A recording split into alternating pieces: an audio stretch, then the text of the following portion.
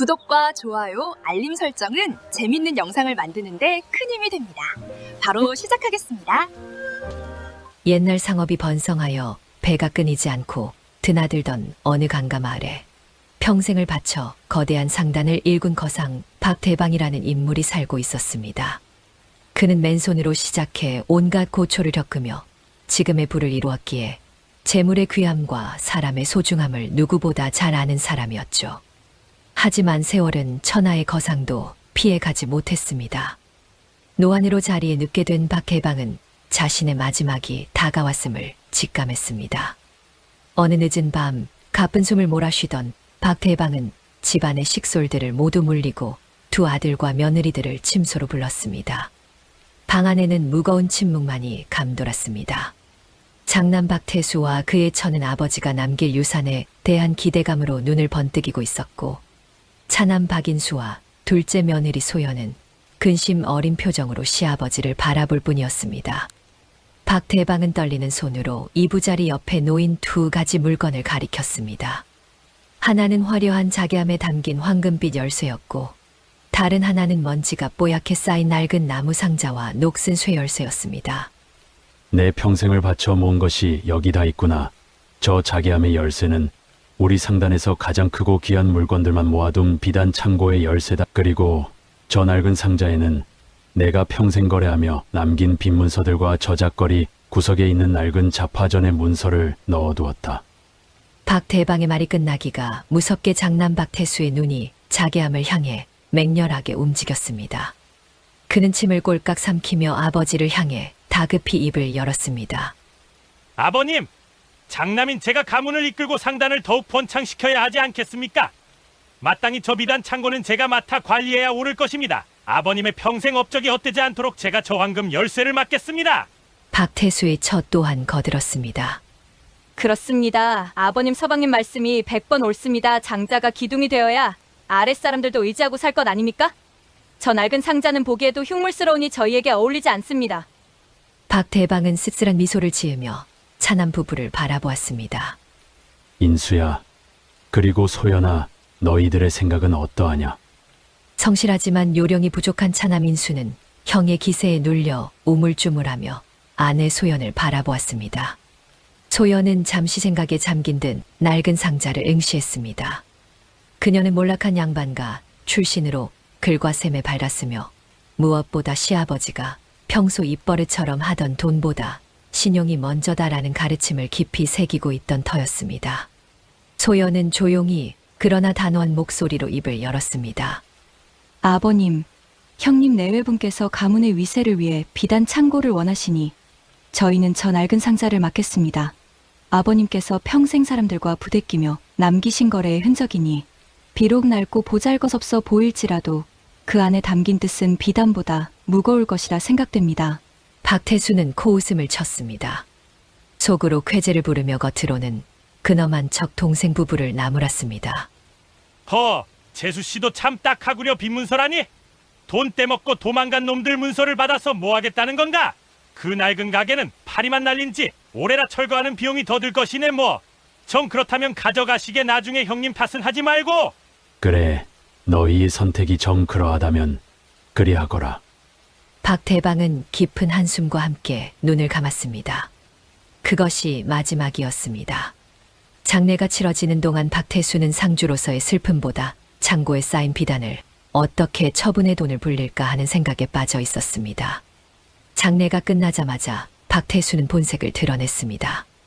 그는 하인들을 시켜 동생 부부의 짐을 마당 밖으로 내던졌습니다. 이제 이 집과 상단의 주인은 나다. 너희는 아버님께 받은 그 잡동산이나 챙겨서 당장 내 눈앞에서 사라져라. 알짜배기는 내가 챙겼으니 너희는 저 구석진 가게에서 빚이나 받으러 다니며 살 거라. 어머, 도련님 너무 서운해하지는 마세요. 분수에 맞는 옷을 입어야 탈이 없는 법이랍니다. 인수는 억울함에 주먹을 쥐었지만 소연은 남편의 옷자락을 잡으며 고개를 저었습니다. 서방님, 가십시다. 형님 말씀대로 저희 몫은 챙겼으니 더 이상 이곳에 미련을 둘 필요가 없습니다. 소연과 인수는 쫓겨나듯 거대한 기와집을 뒤로하고 유산으로 받은 자파전으로 향했습니다. 시장통 가장 구석, 사람들의 발길이 닿지 않는 곳에 위치한 그 가게는 처참했습니다. 간판은 삐딱하게 기울어져 있었고 문을 열자 쾌쾌한 먼지와 거미줄이 그들을 맞이했습니다. 진열대에는 팔다 남은 조잡한 물건 몇 개만이 덩그러니 놓여 있을 뿐이었습니다. 인수는 참담한 심정에 바닥에 주저앉았습니다. 부인 이게 다 무슨 꼴이란 말이오. 형님은 비단 산에 앉아 호의호식할 텐데 우리는 당장 오늘 저녁 끼니를 걱정해야 할 판이니 아버님께서 어찌 우리에게 이러실 수 있단 말이오. 소연은 묵묵히 빗자루를 들고 바닥을 쓸어내며 남편을 위로했습니다. 서방님, 원망한다고 달라질 것은 없습니다. 아버님께서 아무 뜻 없이 이것을 남기셨을 리가 없어요. 우선 이 낡은 함부터 열어봅시다. 소연은 품에 안고 온 낡은 나무 상자를 탁자 위에 올려놓았습니다. 삐걱거리는 소리와 함께 뚜껑이 열리자 그 안에는 누렇게 바랜 종이들이 가득 들어 있었습니다. 그것은 박태수의 말대로 돈을 빌려가고 갚지 못한 사람들의 차용증, 즉 빈문서들이었습니다.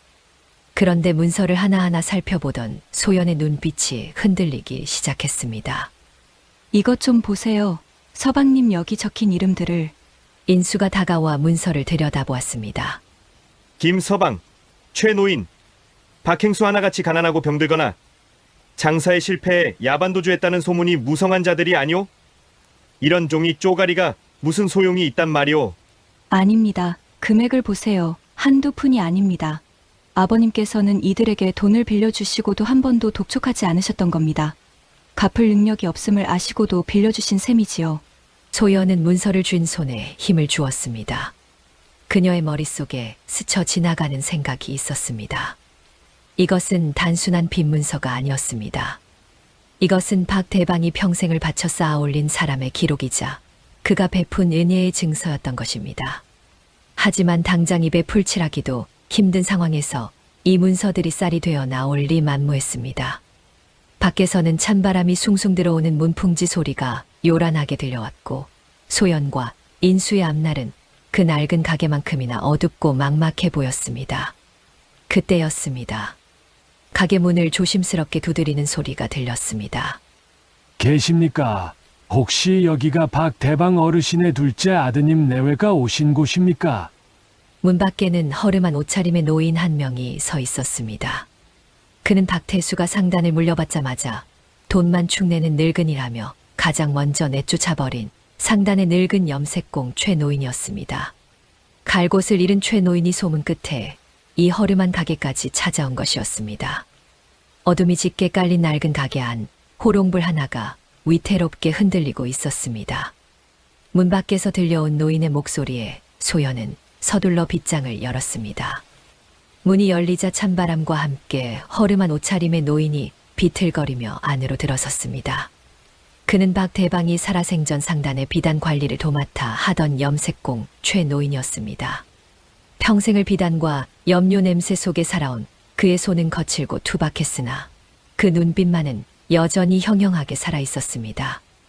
아니, 어르신께서 여긴 어인 일이십니까? 형님 댁 상단에 계셔야 할 분이 어찌? 인수가 놀라 물었으나 최노인은 깊은 한숨만 내쉴 뿐이었습니다. 그는 자리에 주저앉으며 억울함이 가득한 목소리로 입을 열었습니다. 작은 도련님, 세상인 심이 어찌 이리도 야박할 수 있단 말입니까?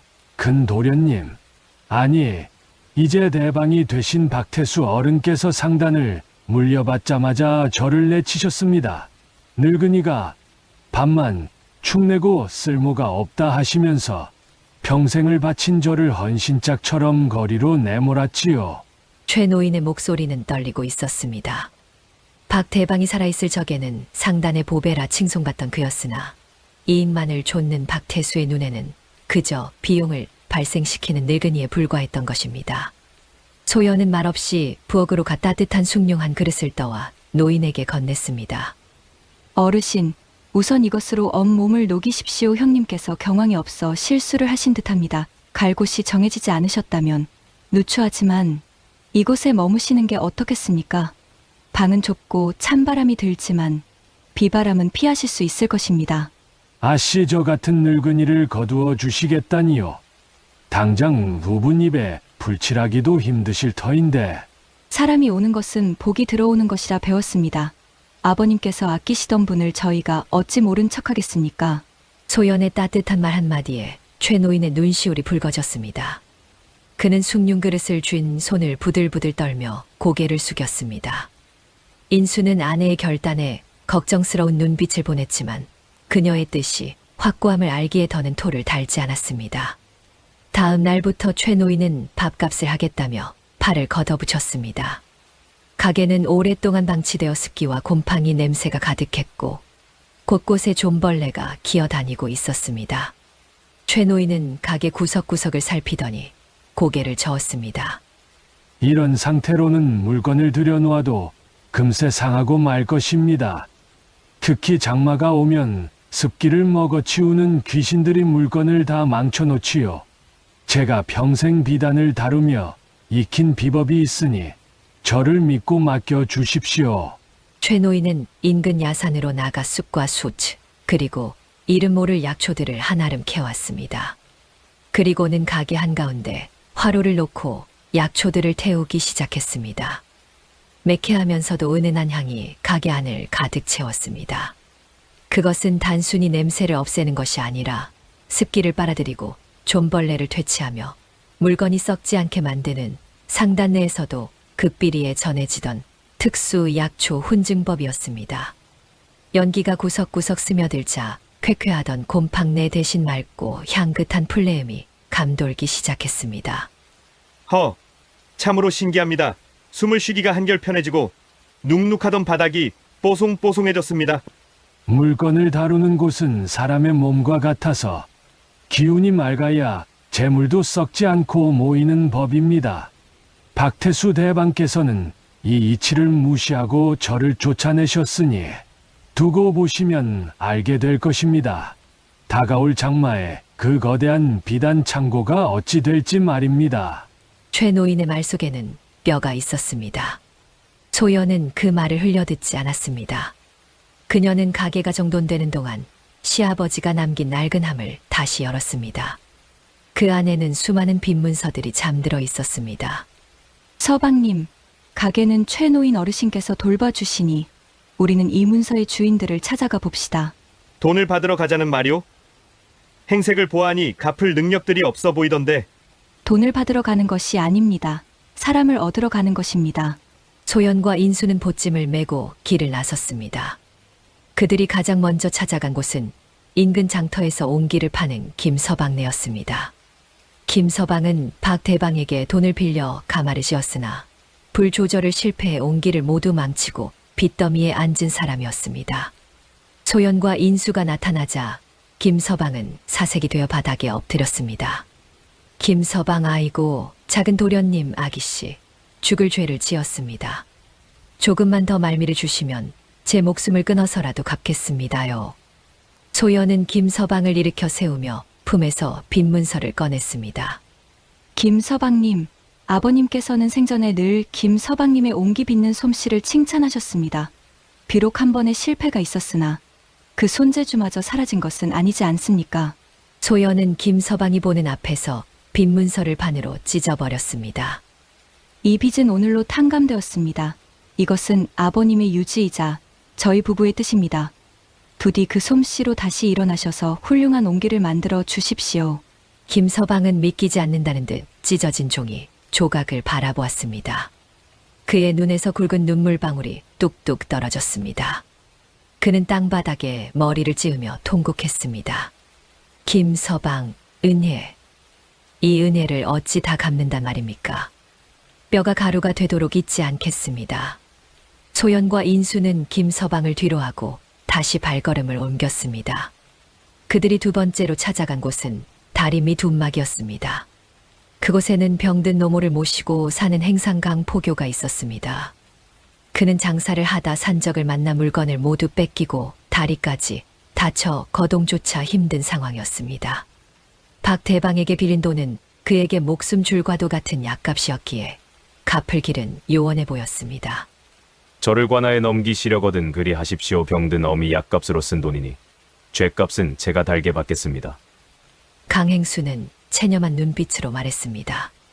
소연은 혀를 차며 안타까워했습니다. 관하라니요, 사람이 살고 봐야 돈도 있는 법입니다. 당신의 효심을 아버님께서도 귀히 여기셨기에 돈을 빌려주신 것입니다. 소연은 이번에도 주저없이 문서를 찢어 화로에 던져 넣었습니다. 불꽃이 일렁이며 종이가 재로 변하는 동안 강행수의 눈빛도 흔들렸습니다. 빚은 없던 것입니다. 몸이나 어서 추스르십시오. 그리고 훗날 건장해지시거든 당신처럼 억울한 일을 당하는 사람이 없도록 힘을 써주십시오. 그것이면 족합니다. 강행수는 타오르는 불꽃을 보며 주먹을 꽉 쥐었습니다. 절망뿐이던 그의 가슴 속에 새로운 불씨가 지펴지는 순간이었습니다. 소연과 인수는 그렇게 며칠을 돌며 수십 장의 빈 문서를 찍고 또 찢었습니다. 돈을 받기는커녕 오히려 가진 쌈짓돈을 털어 그들에게 곡식이나 약재를 나누어 주기도 했습니다. 인수는 돌아오는 길에 빈털터리가 된 주머니를 만지작거리며 물었습니다. 부인, 우리가 가진 것이라곤 그 문서들이 전부였는데 이제 우리는 정말 빈손이 되었구려 후회하지 않으시오? 소연은 밤하늘의 별을 올려다보며 환하게 웃었습니다. 서방님, 빈손이라니요. 우리는 오늘 수십 명의 마음을 얻었습니다. 그들의 마음 속에 심어진 고마움의 씨앗이 언젠가 우리에게 든든한 숲이 되어줄 것입니다. 두고 보십시오.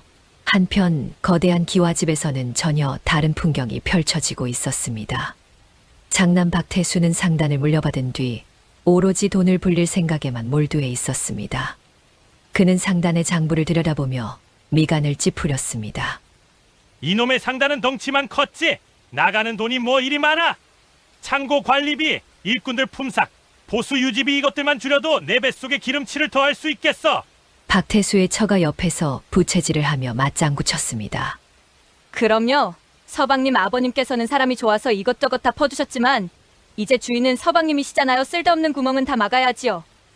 박태수는 그 길로 창고지기들을 불러 모았습니다. 듣거라. 오늘부터 창고 환기 횟수를 반으로 줄이고 야간 당번도 없앤다. 그리고 비싼 수치나 약초를 태워 습기를 잡는 짓거리는 당장 그만둬.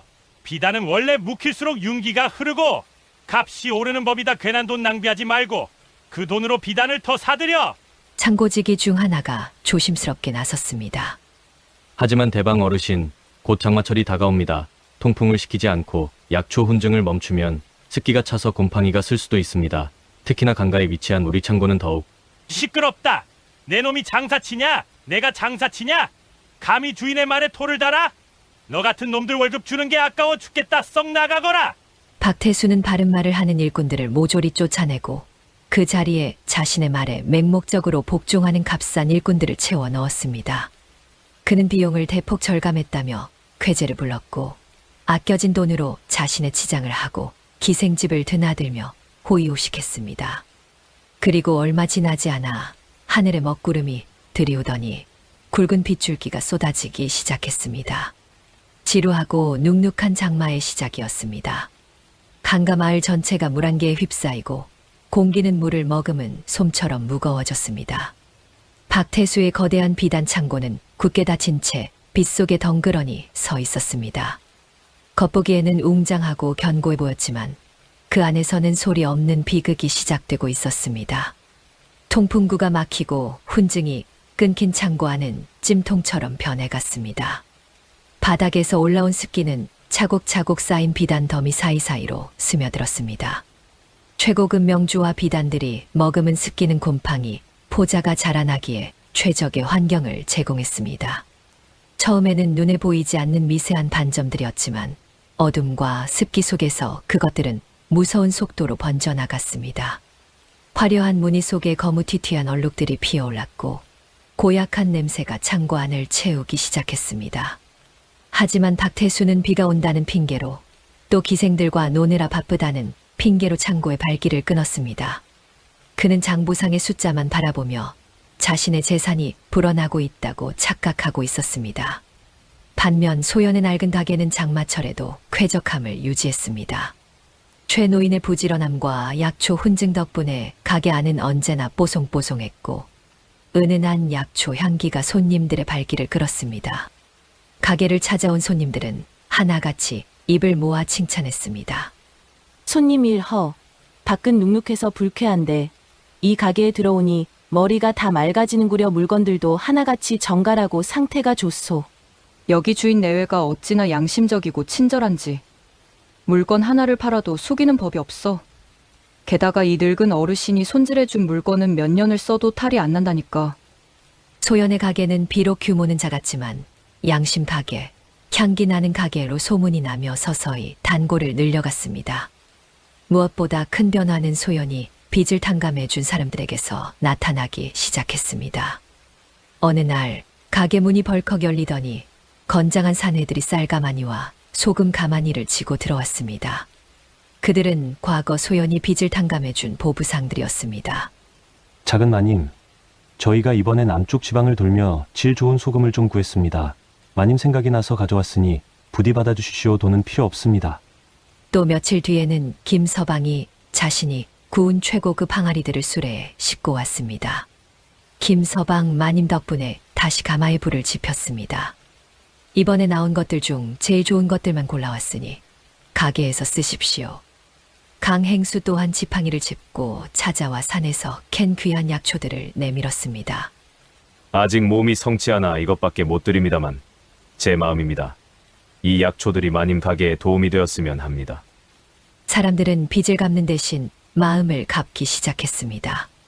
소연이 베푼 은혜는 단순히 사라진 것이 아니라 물건이 되고 정보가 되고 노동력이 되어 되돌아오고 있었습니다. 낡고 보잘것없던 소연의 가게는 전국 각지에서 올라온 진귀하고 질 좋은 물건들로 채워지기 시작했습니다. 소연과 인수는 이 물건들을 정직한 가격에 팔았고 가게는 날로 번창했습니다. 이 소문은 박태수의 귀에도 들어갔습니다. 그는 배가 아파 견딜 수가 없었습니다. 뭐라? 그 거지 같은 것들이 장사를 잘해? 게다가 내 창고에서 쫓겨난 늙은이가 거기서 대접을 받고 있다고? 괘씸한 것들! 박태수는 질투심에 불타올랐습니다. 그는 동생 부부가 잘 되는 꼴을 도저히 볼 수가 없었습니다. 그는 하인들을 시켜 소연의 가게를 감시하게 하고 관아의 아전들에게 뇌물을 먹여 트집을 잡으려 했습니다. 두고 봐라. 내 비단 창고가 열리는 순간 너희 구멍가게 따위는 흔적도 없이 사라지게 만들어주마. 박태수는 다가올 가을 대목을 노리며 회심의 미소를 지었습니다. 하지만 그는 꿈에도 몰랐습니다. 자신이 믿고 있는 그 거대한 비단 창고가 이미 돌이킬 수 없는 재앙의 씨앗을 품고 썩어가고 있다는 사실을 말입니다. 장마는 길고 지루하게 이어졌고 빗소리는 마치 다가올 파국을 경고하는 듯 거세게 창고 지붕을 때리고 있었습니다. 썩은 내 진동하는 욕망의 탑과 향기로운 신뢰의 탑, 두 탑의 운명은 이제 거스를 수 없는 흐름을 타고 있었습니다. 그의 여름의 장마는 유독 길고 지루했습니다. 하늘의 구멍이라도 뚫린 듯 퍼붓던 비가 그치고 나자 이번에는 더 무서운 재앙이 마을을 덮쳤습니다. 습하고 뜨거운 바람을 타고 역병이 돌기 시작한 것입니다. 처음에는 몇몇 노약자들이 시름시름 앓는가 싶더니 이내 건장한 장정들까지 고열에 시달리며 쓰러졌습니다. 마을 곳곳에서 곡소리가 끊이지 않았고 활기차던 장터는 사람의 발길이 끊겨 스산하기 그지없었습니다. 먹고 사는 일이 급박해지자 사람들은 사치품인 비단에는 눈길조차 주지 않았습니다. 대신 당장 목숨을 부지할 약재와 죽어나가는 이들을 염습할 선배를 찾는 손길만이 다급하게 이어졌습니다. 박태수의 거대한 상단은 직격탄을 맞았습니다. 산더미처럼 쌓인 비단은 팔리지 않고 빚쟁이들은 하루가 멀다 하고 찾아와 돈을 갚으라 아우성쳤습니다. 박태수는 초조함에 입술을 물어뜯으며 텅 빈 상단 마당을 서성였습니다. 에이, 재수가 없으려니 뒤로 넘어져도 코가 깨진다더니 하필 내가 상단을 맞자마자 역병이라니. 이놈의 비단들은 당장 똥값이라도 받고 팔아야 하나? 서방님, 큰일 났습니다. 창고 근처에 가면 퀴퀴한 냄새가 진동을 한다고 일꾼들이 수군거립니다. 혹시 비단이 상한 것은 아닌지요? 박태수는 아내의 말에 화들짝 놀라 창고로 달려갔습니다. 굳게 닫힌 문을 열자 역겨운 곰팡이 냄새와 습한 열기가 확 뿜어져 나왔습니다. 그는 코를 막고 안으로 들어섰습니다. 어두운 창고 안 화려한 비단 더미 위로 희끄무레한 곰팡이 꽃이 피어 있었습니다. 깊숙한 곳에 있는 비단들은 이미 습기를 머금어 묵직하게 내려앉아 있었습니다. 박태수의 얼굴이 사색이 되었습니다. 이게 다 돈이 얼마인데? 젠장 최노인 그 늙은이가 말한 훈증법인가 뭔가를 했어야 했나? 아니야. 그따위 짓을 안 해서가 아니야. 이건 다 재수가 없어서 그런 거야. 그는 현실을 부정하며 황급히 창고 문을 닫아 걸었습니다. 냄새가 새어나가지 않도록 문틈을 종이로 단단히 바르고는 일꾼들에게 함구령을 내렸습니다. 누구든 창고 근처에 얼씬거리거나 냄새에 대해 입을 놀리는 놈은 당장경을 칠 줄 알아라. 비단은 멀쩡하다. 다만 시세가 오를 때를 기다리는 중이다. 속은 썩어 들어가고 있었지만 박태수의 욕망은 멈출 줄 몰랐습니다. 그러던 어느 날 한양에서 내려온 거간꾼 하나가 박태수의 귀에 솔깃한 헛소문을 불어넣었습니다. 거간꾼 대방어른 들으셨습니까? 청나라에서 역병을 고칠 귀한 약재가 들어온답니다. 헌데 청나라 상인들이 약재값 대신 조선의 질 좋은 비단을 요구한다는 소문이 파다합니다. 지금 비단을 확보해 두면 조만간 금값보다 비싸게 팔 수 있을 것입니다. 물에 빠진 사람이 지푸라기라도 잡는 심정이었을까요? 아니면 탐욕이 이성을 마비시킨 탓일까요? 박태수는 그 헛소문을 맹신했습니다. 그는 눈이 뒤집혀 집안의 땅 문서와 집 문서까지 잡혀 돈을 빌렸습니다. 그리고는 역병 때문에 헐값에 나온 시중의 비단들을 모조리 사들였습니다. 이것이야말로 일확천금의 기회이자 썩어가는 창고를 되살릴 유일한 동아줄이라 믿었기 때문입니다. 하하하. 그래. 위기가 곧 기회라지 않더냐. 남들이 헐값에 던지는 비단을 내가 싹쓸이해서 독점하면 부르는 게 값이 될 것이다. 박태수는 빚을 내어 사들인 새 비단들을 곰팡이가 득실거리는 창고 안에 쑤셔 넣었습니다. 대방 어른, 아니 됩니다.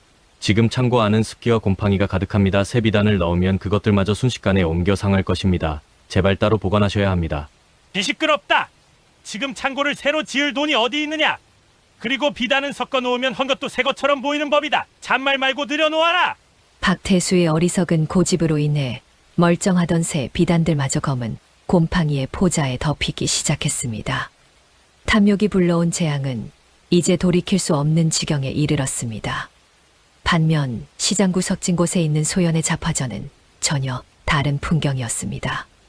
최 노인이 밤낮으로 피운 약초 훈증 덕분에 가게 안은 맑고 향긋한 기운이 감돌았고 물건들은 뽀송뽀송하게 보관되어 있었습니다. 소연은 역병이 돌자마자 이익을 남기는 것을 포기하고 가게 문을 활짝 열었습니다. 어르신, 이 약재들은 습기를 먹지 않아 약효가 그대로 살아있습니다. 돈은 나중에 형편이 피시면 주셔도 되니 우선 급한 불부터 끄십시오. 소연은 빚을 탕감받았던 전국의 약재상들이 보내온 귀한 약초와 구황 작물들을 헐값에 혹은 외상으로 내어주었습니다. 사람들은 소연의 가게를 청정구역이라 부르며 몰려들었습니다. 역병이 창고라는 말에서 유일하게 희망과 온기가 피어나는 곳이었습니다. 어느 날 오후 김서방이 땀을 뻘뻘 흘리며 수레를 끌고 왔습니다. 수레에는 옹기 항아리들이 가득 실려 있었습니다. 김서방 작은 마님, 제가 이번에 역병을 쫓는데 좋다는 쑥과 향나무를 태워 만든 항아리들을 구워왔습니다. 이것에 물을 담아두면 물맛이 변하지 않고 맑아진답니다. 마을 사람들에게 나누어 주십시오. 또 며칠 뒤에는 강 포교가 관복을 입고 가게를 찾았습니다. 그는 행상 시절의 허름한 모습은 온데간데 없이 위험 있는 일금부 나장의 모습이었습니다. 부인, 그간 평안하셨습니까? 제가 이번에 한양에서 역병 상황을 살피러 내려왔습니다. 부인께서 빈민들을 구제하고 계시다는 소문을 듣고 찾아왔습니다. 제 힘이 닿는 데까지 돕겠습니다.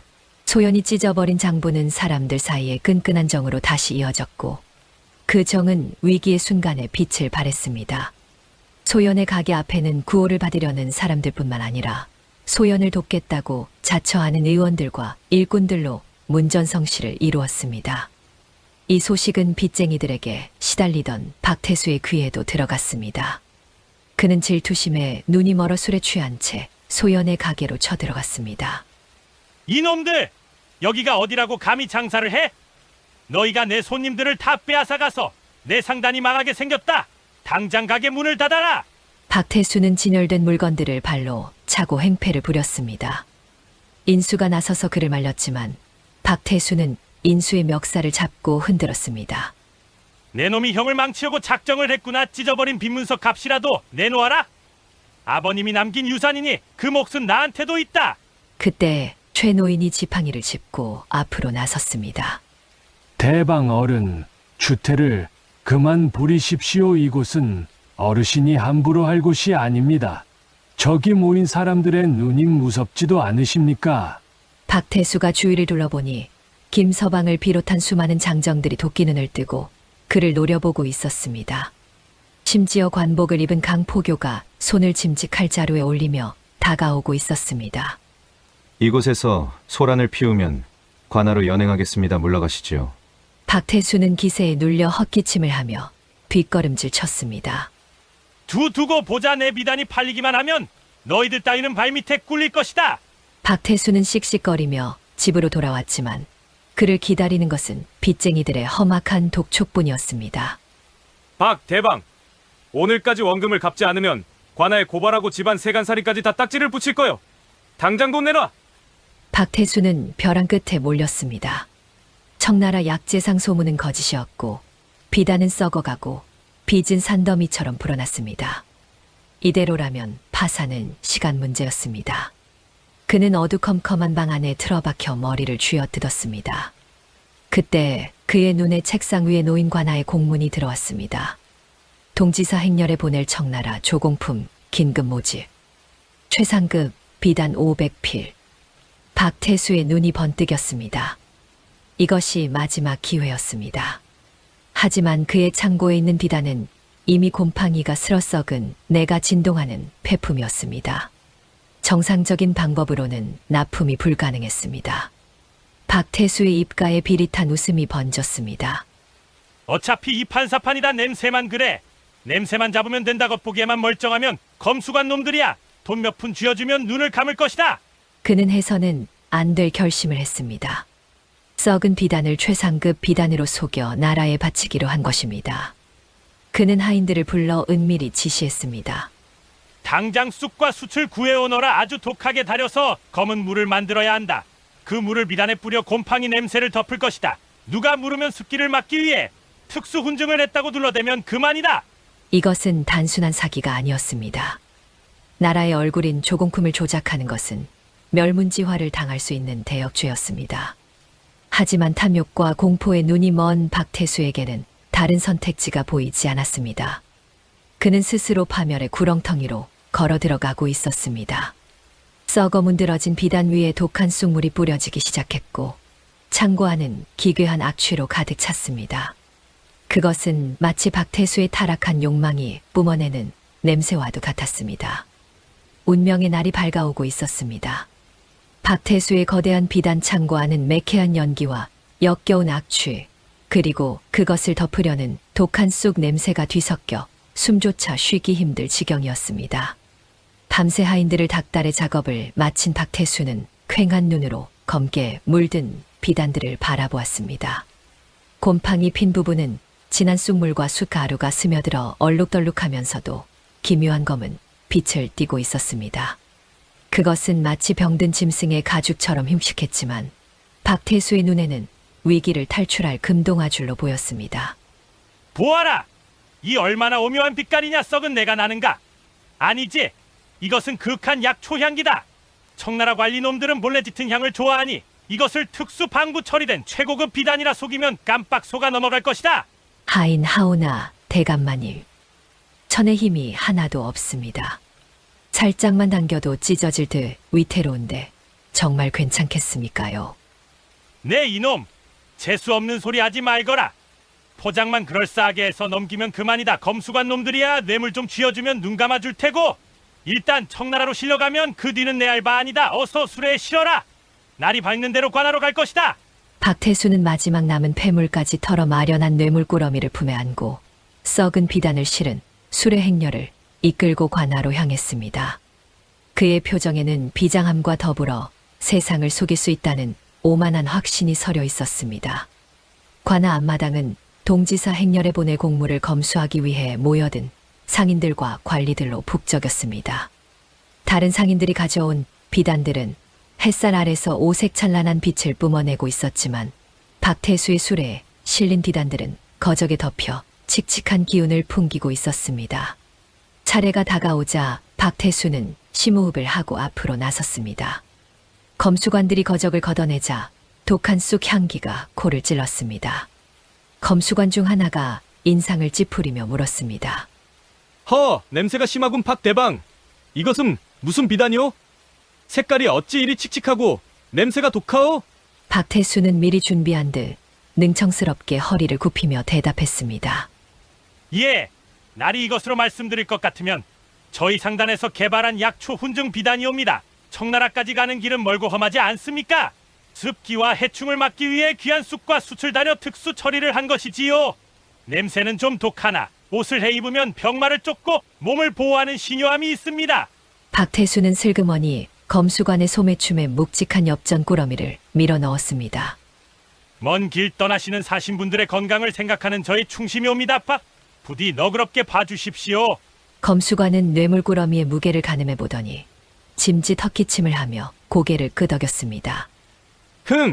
흠충심이라 듣고 보니 그렇군 하긴. 일반 비단보다야 약초 물을 들인 것이 더 귀할 수도 있겠지. 통과시키도록 하라. 박태수의 입가에 회심의 미소가 번지는 순간이었습니다. 잠깐, 그 비단 함부로 통과시킬 수 없소. 우렁찬 호통 소리와 함께 관복을 입은 사내가 포졸들을 이끌고 들이닥쳤습니다. 그는 바로 과거 소연에게 은혜를 입고 재기하여 무관이 된 강포교였습니다. 그의 등장은 예고된 것이 아니었습니다. 그는 최근 시중에 나도는 흉흉한 소문과 박태수의 수상한 행적을 예의주시하던 차였습니다. 아니, 강포교 아니시오? 내 물건 검수는 이미 끝났소. 감히 상단의 일에 관군이 끼어들다니. 이게 무슨 행패요? 박태수는 짐짓 큰 소리를 쳤지만 강포교의 눈빛은 매서웠습니다. 강포교는 성큼성큼 다가와 박태수의 앞을 가로막고는 검수관을 향해 고개를 숙였습니다. 송구하오나, 이 물건에 대해 중대한 제보가 들어왔습니다. 이 비단이 닿기만 해도 사람의 살이 썩어 들어간다는 흉흉한 소문입니다. 제가 직접 확인해 봐야겠습니다. 이 무슨 망발인가? 내 놈이 감히 나를 모함하는 것이냐? 내가 누군 줄 알고? 강포교는 박태수의 고함에도 아랑곳하지 않고 비단 한 피를 집어들었습니다. 그리고는 단검을 꺼내 비단 끝자락을 쓱 하고 그었습니다. 그러자 겉면에 발라진 검은 쑥물이 배어나오며 그 속에 감추어져 있던 희끄무레한 곰팡이 자국들이 적나라하게 드러났습니다. 더 충격적인 것은 그 다음이었습니다. 비단을 만지던 검수관 중 한 명이 비명을 지르며 손을 털어내기 시작했습니다. 아, 내 손이 왜 이러나? 검수관의 손등과 팔뚝에는 붉은 발진이 돋아나고 있었고 순식간에 부어오르기 시작했습니다. 박태수가 냄새를 덮기 위해 무리하게 사용한 독한 쑥 농축액과 곰팡이, 독소가 반응하여 독극물이나 다름없는 상태가 되어버린 것입니다. 보십시오. 이것은 비단이 아니라 독입니다. 썩어 문드러진 비단에 곰팡이가 핀 것을 숨기려고 독한 약물을 쏟아부은 것입니다. 이런 물건을 청나라 황실에 바쳤다가는 우리 조선이 멸문지화를 당할 뻔했습니다. 관아 마당은 순식간에 아수라장이 되었습니다. 구경하던 사람들은 기겁하며 뒤로 물러섰고 사색이 된 검수관들은 박태수에게서 받은 뇌물 주머니를 바닥에 내동댕이 쳤습니다. 내 이놈 박태수, 내 놈이 정녕 미친 개로구나. 감히 썩은 비단을 조공품으로 속여 나라를 위태롭게 하고 관리를 헤아려 들다니. 여봐라, 저놈을 당장 포박해라. 포졸들이 달려들어 박태수를 무릎 꿇렸습니다. 박태수는 억울하다는 듯 발버둥 쳤지만 증거는 너무나 명백했습니다. 그의 손에도 이미 울긋불긋한 발진이 올라오고 있었기 때문입니다. 사또나리 억울합니다. 저는 그저 약초 처리를 했을 뿐입니다. 이것은 모함입니다. 강포교 저놈이 예전에 제가 쫓아낸 앙심을 품고 이러는 것입니다. 박태수는 끝까지 자신의 잘못을 인정하지 않고 남 탓을 해댔습니다. 강포교는 싸늘한 눈빛으로 그들을 내려다보며 말했습니다. 박태수, 내 놈은 기억하지 못하겠지만 나는 내가 문전박대하며 쫓아냈던 그 행상이다. 그때 내 놈은 내 병든 노모를 비웃으며 침을 뱉었지. 하지만 내 제수씨인 소연마님은 나를 살리셨다. 내 놈이 탐욕에 눈멀어 사람을 버릴 때 소연 마님은 빈 문서를 찢어 사람을 얻으셨다. 오늘 너를 심판하는 것은 내가 아니라 내가 버린 양심과 내가 쌓은 업보다. 강포교의 일갈에 박태수는 할 말을 잃고 주저앉았습니다. 그제야 그는 자신이 얼마나 큰 죄를 저질렀는지, 그리고 자신이 무시했던 사람들이 어떻게 칼날이 되어 돌아왔는지 깨달았습니다. 사또는 엄한 목소리로 판결을 내렸습니다. 죄인 박태수는 사기죄와 국고를 손쉽게 하고 국교를 어지럽힌 대역죄를 물어 곤장 100대를 치고 전 재산을 몰수한다. 또한 역병의 온상이 된 저 흉물스러운 비단들과 창고는 당장 불태워 없애라. 사또의 명과 함께 횃불을 든 포졸들이 박태수의 수레와 창고로 향했습니다. 붉은 불꽃이 검게 썩은 비단 더미 위로 떨어졌습니다. 안 돼! 내 비단, 내 돈! 저게 다 얼마짜리인데! 안 돼! 박태수는 포승줄에 묶인 채 절규했습니다. 기름과 쑥물을 머금은 비단은 순식간에 화염에 휩싸였습니다. 거대한 불기둥이 치솟으며 검은 연기를 뿜어냈습니다. 그 연기 속에는 박태수의 평생을 지배했던 탐욕과 허영, 그리고 썩어버린 양심이 함께 타오르고 있었습니다. 불길 너머로 수많은 사람들의 웅성거림이 들려왔습니다. 그들은 불을 끄고 마을을 안전하게 지키기 위해 양동이를 들고 달려온 마을 사람들이었습니다. 그리고 그 무리의 맨 앞에는 낡은 옷을 입었지만 그 누구보다 당당하고 빛나는 눈빛을 가진 여인 소연이 서 있었습니다. 그녀의 뒤로는 김서방, 최노인, 그리고 그녀에게 은혜를 입은 수많은 사람들이 든든한 성벽처럼 서서 그녀를 호위하고 있었습니다. 박태수의 탐욕이 쌓아올린 비단 창고가 잿더미로 변한 그 자리에는 새로운 아침이 밝아오고 있었습니다. 관아 사또는 몰려든 백성들 앞에서 소연과 인수를 단상 위로 불렀습니다. 듣거라. 박태수는 사리사욕에 눈이 멀어 나라와 백성을 위태롭게 하였으나 여기 박인수와 소연 부부는 역병이 창궐하는 위기 속에서도 신의를 지키고 빈민을 구휼하여 상인의 도리를 다하였다. 이에 관아에서는 몰수한 박태수의 상단, 운영권과 가산을 모두 이 부부에게 일임하여 무너진 상도를 바로 세우고자 한다. 와 하는 함성과 함께 백성들의 박수갈채가 쏟아졌습니다. 소연은 감격에 젖은 눈으로 인수를 바라보았고 인수 역시 아내의 손을 굳게 잡으며 고개를 끄덕였습니다. 소연은 가장 먼저 군중 속에 서 있던 최노인에게 다가갔습니다. 어르신, 이제야 모든 것이 제자리로 돌아왔습니다. 부디 다시 돌아오셔서 저희 상단의 어른이 되어 주십시오. 어르신의 지혜가 필요합니다. 아기씨 아니, 이제는 대방마님이시군요. 내처진 늙은이를 귀하게 여겨주시니 이 늙은 뼈가 으스러지도록 돕겠습니다. 최노인은 주름진 눈가에 눈물을 훔치며 소연의 손을 맞잡았습니다. 소연은 작은 자파전 단판을 내리고 사람을 남기는 상단이라는 새로운 현판을 걸었습니다. 그로부터 며칠 뒤 상단 뒷문으로 누더기를 걸친 남녀가 찾아왔습니다. 곤장형을 치르고 풀려나 알거지가 된 박태수와 그의 처였습니다. 그들은 퀭한 눈으로 소연의 발 아래 엎드려 오열했습니다. 재수씨 아니 대방 어른 내가 죽을 죄를 지었소. 제발 한 번만 살려주시오. 갈 곳도 먹을 것도 없어. 이대로 하면 길바닥에서 굶어 죽을 판이오. 동서 내가 잘못했네. 그동안 구박하고 무시했던 죄. 내가 다 받겠네. 밥 한 끼만이라도 제발. 오만하던 박태수의 기세는 온데간데 없었고 사치스럽던 큰며느리의 손은 흘대가 꼬질꼬질했습니다. 인수는 형의 비참한 모습에 고개를 돌렸지만 소연은 차분한 눈빛으로 그들을 내려다보았습니다. 형님, 아주버님 돈은 불에 타 사라졌어도 사람은 남아야 하지 않겠습니까? 받아드리겠습니다. 박태수 부부의 얼굴에 화색이 돌려는 찰나 소연의 단호한 목소리가 이어졌습니다. 허나 예전과 같은 대우는 바라지 마십시오. 상단의 가장 밑바닥, 짐을 나르고 청소를 하는 일부터 다시 시작하십시오. 땀 흘려번 돈 한 푼의 무게를 뼈저리게 깨달으셔야 할 것입니다. 그리하겠소. 시키는 일은 무엇이든 하겠소. 고맙소. 정말 고맙소. 박태수는 바닥에 머리를 찌으며 맹세했습니다. 소연은 그들에게 빗자루와 지게를 내어주었습니다. 그것은 징벌이 아니라 그들이 인간으로서 다시 일어서게 하려는 소연의 깊은 배려였습니다. 세월이 흘러 소연과 인수의 상단은 조선 팔도의 명성을 떨치는 거상으로 성장했습니다. 그들은 흉년이 들면 곳간을 여러 백성을 구했고 신용을 목숨처럼 지키며 상인의 귀감이 되었습니다. 박태수 내외 또한 오랜 세월 바닥부터 일을 배우며 비로소 땀의 가치를 깨닫고 동생 부부를 진심으로 존경하며 성실한 일꾼으로 거듭났습니다. 어느 화창한 봄날 소연은 활기 넘치는 상단을 바라보며 남편 인수에게 말했습니다.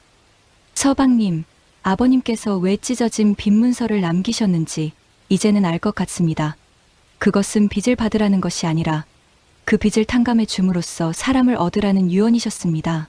그렇소. 비단은 썩어 없어졌지만 부인이 얻은 사람들은 이렇게 우리 곁에 남아 든든한 성벽이 되어주었구려. 두 사람은 마주보며 환하게 웃었습니다. 재물을 줬던 자는 모든 것을 잃었으나 사람을 품은 자는 천하를 얻었다는 이 이야기는 썩지 않는 향기가 되어 오래오래 전해졌다고 합니다.